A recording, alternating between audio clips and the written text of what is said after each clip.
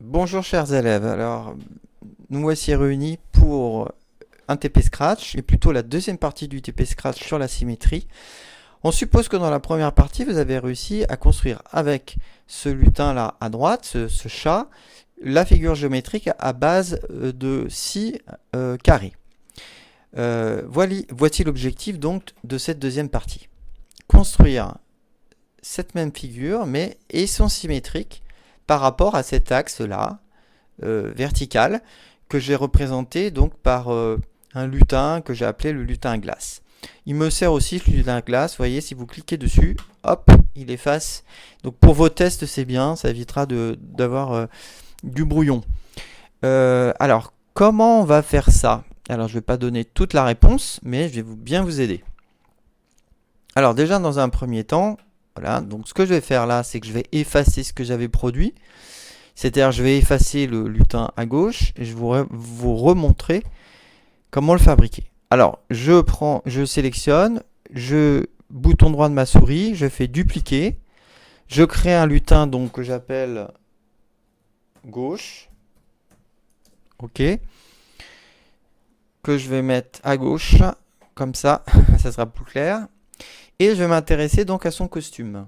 Parce que mon but, c'est qu'il soit symétrique. Alors, le costume, le deuxième costume là. Déjà, je sélectionne tout. Voilà. J'appuie sur cette petite fonction qui va me le retourner horizontalement. C'est-à-dire par rapport à un axe vertical. Hop, voilà. Donc là, on a déjà nos deux personnages qui au moins, on va dire, sont un peu dans le bon sens. Mais ça va pas suffire. Il va falloir s'intéresser évidemment à la façon dont les chats vont tourner les uns par rapport aux autres et leurs déplacements respectifs. Alors on pourrait penser que si on demande au chat gauche là d'avancer de 100, bah logiquement il faudrait qu'il aille par là. Donc on se dirait qu'a priori on n'a pas besoin de toucher le code. Malheureusement en fait cette opération de symétrie sur la figure n'a pas permis d'obtenir la symétrie en fait sur l'orientation. Donc pour lui en fait l'orientation est toujours dans le même sens. Donc c'est quand même un peu embêtant. On avouera que c'est un peu dommage, mais c'est comme ça. Donc il faut corriger ça. Et c'est la raison pour laquelle je vous ai fait une petite fonction que j'ai appelée reculer. En fait, à chaque fois que dans le code de droite, on avait de l'avancée, bah, va falloir que vous utilisiez ce bloc reculer. Alors, exemple, là, voilà, là on a avancé ici, par exemple. Et ben, voilà, au lieu d'avancer. Alors, je vous montre quand même ce qui se passe hein, si je fais rien. Si je fais rien, vous voyez, ils sont tous les deux au même endroit, donc il y a vraiment un problème. Ok? Donc là, ce que je vais faire, là, je lui dis sur ce bloc que j'ai fabriqué, là, dans bloc, reculer. Et donc, au lieu de avancer, on va reculer. Je le mets là, je mets la même valeur. Vous allez voir qu'il va y avoir une sacrée différence. Celui-là, j'en ai plus besoin, je le supprime. Voilà, j'efface. Je relance. Alors, on n'a pas du tout fini, hein, vous allez voir pourquoi. Mais on a déjà avancé un petit peu. Alors, regardez. Si je fais ça, voilà.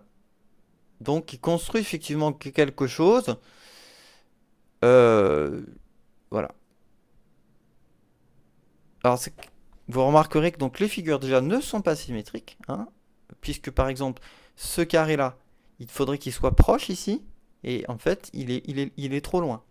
Donc c'est pas des figures symétriques et donc on n'a pas fini. Hein, on est bien d'accord. Donc première chose, ce qu'il faut faire, c'est déjà dans tout le code de gauche, vous allez remplacer tous les avancés par des reculés de la même valeur. Ça c'est une chose. Après, il faut vous poser la question. Quand vous avez un tourné, par exemple là à gauche, est-ce que le petit chat de gauche, lui, doit toujours tourner à gauche? Ou est-ce qu'il doit tourner à droite? Donc vous vous posez la question et vous changez si c'est nécessaire. De la même façon ici. Bah écoutez, vous avez tout ce qu'il faut pour y arriver. Bon courage. Et puis... Si vous avez envie de vous amuser encore plus, vous pouvez aussi essayer de produire un code qui nous fait non pas la symétrie d'un chat par rapport à un axe horizontal, mais par rapport à un axe vertical. Alors en partant de ce code-là, en fait, c'est pas très compliqué pour obtenir cette troisième étape.